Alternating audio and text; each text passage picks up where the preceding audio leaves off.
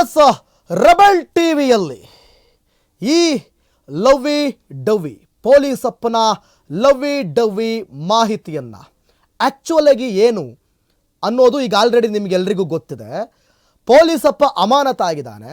ಆದರೆ ನಂದೊಂದು ಆ್ಯಂಗಲ್ ಇದೆ, ನಿಜಾನಾ ಇದೆಲ್ಲ ಆಗ್ಲಿಕ್ಕೆ ಸಾಧ್ಯನಾ ಅಂತ ನಿಮ್ಮ ಮನದಲ್ಲಿ ಒಂದಷ್ಟು ಕ್ವಶನ್ಸ್ ಉಳ್ಕೊಂಡಿರ್ತಾವಲ್ಲ, ಅದಕ್ಕೊಂದಷ್ಟು ಎಕ್ಸ್ಪ್ಲನೇಷನನ್ನು ನಾನೀಗ ಕೊಡ್ತಾ ಹೋಗ್ತೀನಿ. ಕೊನೆ ತನಕ ನೋಡಿ, ನಿಮಗೆಲ್ಲ ಅರ್ಥ ಆಗುತ್ತೆ ಯಾವುದು ಸರಿ ಯಾವುದು ತಪ್ಪು ಅಂತ. ನೀವು ಬೇಕಾದರೆ ಕಮೆಂಟ್ ಮಾಡ್ತಾ ಹೋಗಿ. ಯಾವುದೇ ವ್ಯಕ್ತಿ ಆಗಿರಲಿ, ಪೊಲೀಸ್ ಆಗಿರಲಿ, ಡಾಕ್ಟರ್ ಆಗಿರಲಿ, ಅಥವಾ ರಾಜಕಾರಣಿ ಆಗಿರಲಿ, ಅಥವಾ ನಟನಾಗಿರಲಿ, ಅಥವಾ ಯಾವುದೇ ಪ್ರಭಾವಿ ವ್ಯಕ್ತಿ ಆಗಿರಲಿ, ಅಥವಾ ಸಾಮಾನ್ಯ ವ್ಯಕ್ತಿ ಆಗಿರಲಿ, ಅದು ಯಾರೇ ಆಗಿರಲಿ, ನೀವು ಯಾವುದೇ ಒಂದು ತಪ್ಪು ಮಾಡುವ ಮುನ್ನ ಆ ತಪ್ಪಿನ ಒಂದು ಆಯಕಟ್ಟು ಅಂತ ಇರುತ್ತೆ, ಅಂದರೆ ಚೌಕಟ್ಟು ಅಂತ ಇರುತ್ತೆ. ಆ ಚೌಕಟ್ಟೊಳಗಡೆ ನೀವು ಎಂಟ್ರಿ ಕೊಟ್ಟಾಗ ಮಾತ್ರ ಅದರೊಳಗಡೆ ನೀವು ಬೀಳ್ತೀರಿ ಅನ್ನೋದು ಸತ್ಯನಾ? ಸತ್ಯ ಅನಿಸಿದರೆ ಕಮೆಂಟ್ ಮಾಡಿ. ನಾನು ಏನು ಹೇಳ್ತಾ ಇದ್ದೀನಿ ನಿಮಗೆ ಇನ್ನೂ ಅರ್ಥ ಆಗೋ ಥರ ಹೇಳ್ಬಿಡ್ತೀನಿ, ಕೇಳಿಸ್ಕೊಳ್ಳಿ. ಒಂದು ಟ್ರಾಪ್ ಅಂತ ಇರುತ್ತೆ, ನಿಮ್ಮನ್ನು ಯಾರೋ ತಪ್ಪಿಗೆ ಸಿಕ್ಕಾಕ್ಸ್ಲಿಕ್ಕೆ ನೋಡ್ತಾ ಇದ್ದಾರೆ ಅಂತ ಅದೊಂದು ಜಾಲ. ಆ ಜಾಲದ ಒಳಗಡೆ ನೀವು ಎಂಟ್ರಿ ಕೊಟ್ರಿ ಅಂತಂದರೆ ನಿಮ್ಮ ಕತೆ ಮುಗೀತು ಅಂತ. ಅಂದರೆ ನೀವು ತಪ್ಪು ಮಾಡಿಬಿಟ್ರಿ ಅಂತ. ಆಲ್ರೆಡಿ ತಪ್ಪಾಗುತ್ತೆ ಅಂತ ಅರ್ಥ, ಅಲ್ಲಿಗೆ ತಪ್ಪು ಮಾಡೇ ಮಾಡ್ತೀರಾ ಅಂತ ಅರ್ಥ. ಒಂದು ಎಕ್ಸಾಂಪಲ್ ಹೇಳ್ಬಿಡ್ತೀನಿ ನಿಮಗೆ. ನನ್ನನ್ನು ಒಂದಷ್ಟು ಕೇಳಿದ್ರು, ಆ ವ್ಯಕ್ತಿಗೆ ಸಂಬಂಧಪಟ್ಟಂಥ ಸಂಬಂಧಿಕರೇ ಅಂತಲೇ ಇಟ್ಕೊಳ್ಳಿ, ಪರವಾಗಿಲ್ಲ. ಅವರು ಕೇಳಿದ್ರು, ಇಲ್ಲ ಸುನಿಲ್ ಅನ್ನೋ ಈ ಇನ್ಸ್ಪೆಕ್ಟರ್ ಇದ್ದಾರಲ್ಲ, ಈ ಸುನಿಲ್, ಇಲ್ಲ ಅವ್ರು ಹಂಗೆ ಮಾಡ್ಲಿಕ್ಕೆ ಸಾಧ್ಯನೇ ಇಲ್ಲ. ಅವ್ರು ಆ್ಯಕ್ಚುಲಿ ಮ್ಯಾರಿಡು. ಅವರು ಲವ್ ಮಾಡಿ ಮನೇಲಿ ಕಷ್ಟಪಟ್ಟು ರಿಸ್ಕ್ ತೊಗೊಂಡು ಲವ್ ಮಾಡಿ ಒಂದು ಹುಡುಗಿನ ರಿಸ್ಕ್ ತೊಗೊಂಡು ಆಕೆಯನ್ನು ಒಪ್ಪಿಸಿ, ಆಕೆ ಮನೆಯವ್ರನ್ನ ಒಪ್ಪಿಸಿ ಮದುವೆ ಆಗಿದ್ದು. ಅಷ್ಟೆಲ್ಲ ಕಷ್ಟಪಟ್ಟು ರಿಸ್ಕ್ ತೊಗೊಂಡು ಮದುವೆ ಆದಂಥ ಸುನಿಲ್ ಆ ರೀತಿ ಮಾಡಲಿಕ್ಕೆ ಸಾಧ್ಯನೇ ಇಲ್ಲ ಅಂತ ನನ್ನ ಹತ್ರ ಯಾರೋ ಹೇಳಿದ್ರು. ಹೌದಾ, ಇರ್ಬೋದು, ಹೇಳಲಿಕ್ಕಾಗಲ್ಲ. ಮತ್ತು ಇನ್ನೊಂದು ಹೇಳಿದ್ರು, ಇಲ್ಲ ಇದು ಷಡ್ಯಂತ್ರ, ಇದು ಹನಿ ಟ್ರ್ಯಾಪ್ ನಡೆದಿದೆ, ಆತನ ಮೇಲೆ ಹನಿ ಟ್ರ್ಯಾಪ್ ಮಾಡಿದ್ದಾರೆ ಅಂತ ಅಂದರು. ಹೌದಾ, ಸರಿಯಪ್ಪ, ಹನಿ ಟ್ರ್ಯಾಪ್ ಮಾಡಿದ್ರಾ? ನಾನು ಅವಾಗೊಂದು ಪಾಯಿಂಟ್ ಇಟ್ಟೆ.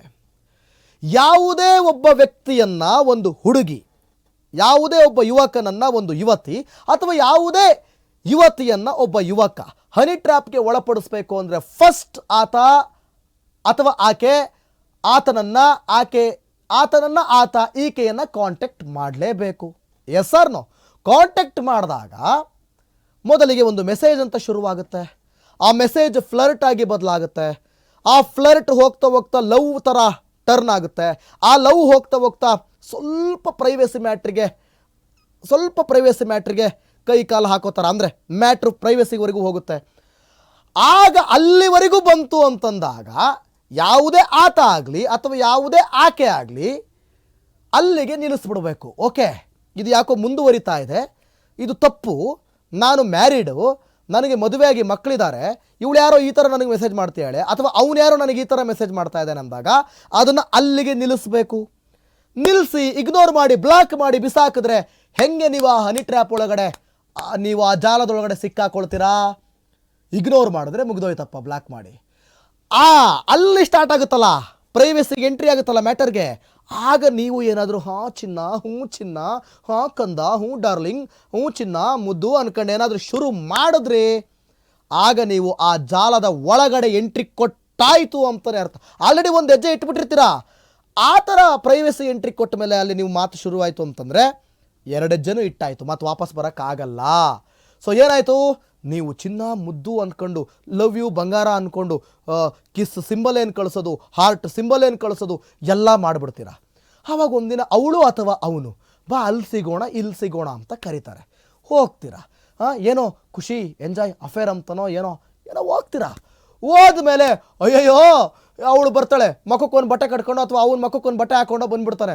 ಅಯ್ಯಯ್ಯೋ ನನಗೆ ಹಿಂಗೆ ಮದುವೆ ಮಾಡ್ತೀನಿ, ನಿನ್ನ ಮದುವೆ ಆಗ್ತೀನಿ, ನಿನ್ನ ಕಟ್ಕತೀನಿ ಅಂತ ಅವನು ಅಥವಾ ಅವಳು ಹೇಳಿ ನನಗೆ ಮೋಸ ಮಾಡಿಬಿಟ್ರು, ನನಗೆ ಅನ್ಯಾಯ ಮಾಡಿಬಿಟ್ರು, ಅವನು ಡಾಕ್ಟ್ರು ಅಥವಾ ಅವನು ಪೊಲೀಸು ಅಥವಾ ಅವನು ರಾಜಕಾರಣಿ ಅಂತ ಹೇಳ್ಬಿಟ್ಟು ನಿಮ್ಮ ಹೈ ಪ್ರೊಫೈಲನ್ನು ಯೂಸ್ ಮಾಡಿಕೊಂಡು ಚೆನ್ನಾಗಿ ನಿಮ್ಮನ್ನು ಹಿಂಡಿ ಪ್ರಕಾಯಿ ಮಾಡಿಬಿಡ್ತಾರೆ. ಸೊ ನನ್ನ ಪ್ರಶ್ನೆ ಏನು ಅಂತಂದರೆ, ನಿಮ್ಮ ಬುದ್ಧಿ ಎಲ್ಲೋಗಿತ್ತು? ಎಕ್ಸಾಂಪಲ್, ಈ ಇನ್ಸ್ಪೆಕ್ಟರ್ ಸುನಿಲ್ ಎನ್ನುವ ಆತನ ಬುದ್ಧಿ ಎಲ್ಲೋಗಿತ್ತು? ಅವಳು ಯಾರೋ ಹನಿ ಟ್ರ್ಯಾಪ್ ಮಾಡಿರೋದು ಅಂತ ಈಗ ಆರೋಪ ಬರ್ತಾ ಇದೆಯಲ್ಲ, ಆಕೆ ಮೇಲೆ ಹನಿ ಟ್ರ್ಯಾಪ್ ಮಾಡಿರೋದು ಅಂತ ಒಂದಷ್ಟು ಪ್ರಶ್ನೆಗಳು ಉದ್ಭವ ಆಗ್ತಾ ಇದೆಯಲ್ಲ, ಆಕೆ ಹನಿ ಟ್ರ್ಯಾಪ್ ಮಾಡಿದ್ದೆ ಆದರೆ ನೀ ಯಾಕಪ್ಪ ಹನಿ ಟ್ರ್ಯಾಪ್ ಜಾಲಕ್ಕೆ ಬಿದ್ದೆ? ಅವಳೇನೋ ಡೈಲಾಗ್ ಹೊಡೆದು ಮೆಸೇಜ್ ಹೊಡೆದು ನಿನ್ನನ್ನು ಬೀಳಿಸ್ಕೊಳ್ಳೋಕೆ ಟ್ರೈ ಮಾಡಿದ್ಲು ಅಂದಾಗ ನಿನಗೆ ಮದುವೆ ಆಗಿತ್ತಲ್ವೇ? ನೀನು ಯಾಕಪ್ಪ ಅವಳ ಚಿನ್ನು ಮುದ್ದು ಬಂಗಾರ ಡಾರ್ಲಿಂಗ್ ಅನ್ನೋ ಮಾತಿಗೆ ನೀನು ಯಾಮಾರ್ಬಿಟ್ಟೆ? ಯಾಕಪ್ಪ ನೀನು ಬಿದ್ದುಬಿಟ್ಟೆ? ನೀನು ಬಿದ್ದಿದ್ದಕ್ಕೆ ಅಲ್ವಾ ಟ್ರ್ಯಾಪ್ ಆಗಿದ್ದು? ಇಲ್ಲ ನೀನು ಅಲ್ಲೇ ಬ್ಲಾಕ್ ಮಾಡ್ಕೊಂಡು ಅವಳನ್ನ ಅಲ್ಲೇ ಇಗ್ನೋರ್ ಮಾಡಿಬಿಟ್ಟಿದ್ರೆ, ಅದು ಅಲ್ಲದೆ ನೀವು ಒಬ್ಬ ಪೊಲೀಸ್ ಇನ್ಸ್ಪೆಕ್ಟರ್ ಎಷ್ಟು ಬುದ್ಧಿವಂತಿಕೆಯಿಂದ ಆಲೋಚನೆ ಮಾಡಬೇಕಿತ್ತು. ಯಾರೋ ನಿನ್ನ ಟ್ರ್ಯಾಪ್ ಮಾಡ್ತೀರ ಅಂತ ಆಲೋಚನೆ ಮಾಡಿ ಅಲ್ಲಿಗೆ ಬ್ಲಾಕ್ ಮಾಡಿದರೆ ಇವತ್ತು ನಿನ್ನ ಮೇಲೆ ಆರೋಪ ಬರ್ತಾ ಇರಲಿಲ್ಲ. ಅವಳು ಯಾರೋ ಟ್ರ್ಯಾಪ್ ಮಾಡಿದ್ಲು ಅಂತಲೇ ಇಟ್ಕೊಳ್ಳೋಣಪ್ಪ, ಅದೇ ನಿಜ ಅಂತ ಇಟ್ಕೊಳ್ಳೋಣ. ಗೊತ್ತಿಲ್ಲ, ಇನ್ನೂ ಕನ್ಫರ್ಮ್ ಆಗಿಲ್ಲ, ಅದೇ ನಿಜ ಅಂತ ಇಟ್ಕೊಳ್ಳೋಣ. ಅದೇ ನಿಜ ಆದ್ರೂ ನಿಂದು ತಪ್ಪಲ್ವಾ? ನೀನು ಯಾವುದೋ ಹುಡುಗಿ ಮೆಸೇಜ್ ಮಾಡಿದ್ಲು, ಹೆಣ್ತಿ ಇದ್ರು ಎಂಜಾಯ್ ಮಾಡಿಬಿಡೋಣ ಅಂತ ನಿಂತ್ಕೊಂಡಿದ್ದು ತಪ್ಪಲ್ವಾ? ಸೊ ಅಂದಮೇಲೆ ನಿನ್ನ ಮೆಂಟಾಲಿಟಿ, ನಿನ್ನ ಮನಸ್ಥಿತಿ, ನಿಂದು ತಪ್ಪು, ಆಕೆದು ತಪ್ಪು. ಇಷ್ಟೇ, ಇದನ್ನೇ ನಾನು ಎಕ್ಸ್ಪ್ಲೇನ್ ಮಾಡೋಕ್ಕೆ ಅಂತ ಬಂದಿದ್ದು. ಅಂದರೆ ಅರ್ಥಾತ್ ಇಲ್ಲಿ ನೀವು ಯಾರು ಕೂಡ ಯೋಚನೆ ಮಾಡ್ಕೊಂಡು ಕೂತ್ಕೊಂಬಿಡಿ ಇದರಲ್ಲಿ ಅವನು ತಪ್ಪ ಇವಳು ತಪ್ಪ ಅಂತ. ಯಾರೇ ಆಗಿರಲಿ, ಅದು ನಾನು ಹುಡುಗ ಆಗಿರಲಿ ಹುಡುಗಿ ಆಗಿರಲಿ, ಒಬ್ಳು ಆ ಥರ ಮೆಸೇಜ್ ಮಾಡ್ತೀಳಿ ಅಂದಾಗ ಮದುವೆ, ಈಗ ನಾನು ಸಿಂಗಲ್ ಅಂತ ಇಟ್ಕೊಳ್ಳೋಣ, ಇದೇ ಸುನಿಲ್ ಸಿಂಗಲ್ ಅಂತ ಇಟ್ಕೊಳ್ಳೋಣ. ಅವಾಗಿತ್ತು ಸಮರ್ಥನೆ ಮಾಡ್ಕೋಬೋದಿತ್ತು ಈ ಸುನಿಲ್, ನಾನು ಸಿಂಗಲ್ ಅಪ್ಪ, ಯಾವುದೋ ಒಂದು ಒಳ್ಳೆ ಹುಡುಗಿ ಅಂದ್ಕೊಂಡು ಯಾಮಾರ್ಬಿಟ್ಟೆ, ಲವ್ವಲ್ಲಿ ಬಿದ್ದುಬಿಟ್ಟೆ, ನಾನು ಮಾಡಿದ ಲವ್ ನನಗೆ ಅನ್ಯಾಯ ಆಗೋಯ್ತು ಅಂತ ಬೇಕಾದ್ರೆ ಸಮರ್ಥನೆ ಮಾಡ್ಕೋಬೋದಿತ್ತು.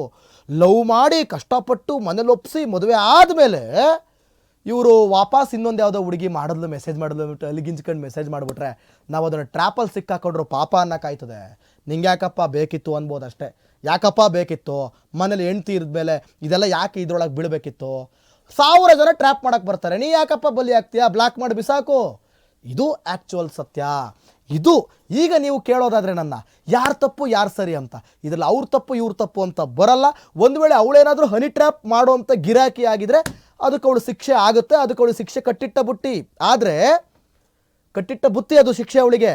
ಆದರೆ ಮನೇಲಿ ಈತ ನಿರಪರಾಧಿ ಅಂತ ಪ್ರೂವ್ ಆಗ್ಬೋದು. ಆದರೆ ಆಕೆ ಹಿಂದೆ ಹೋಗಿದ್ದಕ್ಕೆ ಹೆಂಡ್ತಿ ಪಾಲಿ ಕೆಟ್ಟವನಾ, ತಂದೆ ತಾಯಿ ಪಾಲಿ ಕೆಟ್ಟವನಾ, ತಂಗಿ ಪಾಲಿ ಕೆಟ್ಟವನಾ, ಹೆಂಡ್ತಿ ಅಂದರೆ ಅತ್ತೆ ಮಾವದ ಹೆಂಡ್ತಿ ಅಪ್ಪ ಅಮ್ಮ ಅಂದರೆ ಅತ್ತೆ ಮಾವದಿರ ಪಾಲಿ ಕೆಟ್ಟವನಾ, ಇಡೀ ಕುಟುಂಬಕ್ಕೆ ಇಡೀ ಸಮಾಜಕ್ಕೆ ಕೆಟ್ಟವನಾ?